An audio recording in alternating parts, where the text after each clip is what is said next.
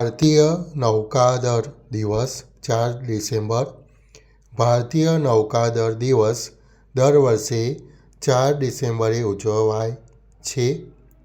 આ દિવસ વર્ષ 1971ના યુદ્ધમાં પાકિસ્તાની નૌકાદળ પર ભારતીય નૌકાદળની જીતમાં ઉજવવામાં આવે છે.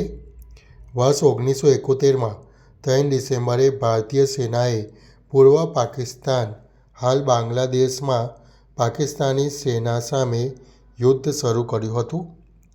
તે સમયે ઓપરેશન ટાઇટેન હેઠળ 4 ડિસેમ્બર 1971ના રોજ ભારતીય નૌકાદળે પણ કરાચી નેવી બેઝ પર હુમલો કર્યો. આ યુદ્ધમાં પ્રથમ વખત કોઈ જહાજ પર એન્ટી-શિપ મિસાઇલથી હુમલો કરવામાં આવ્યો હતો.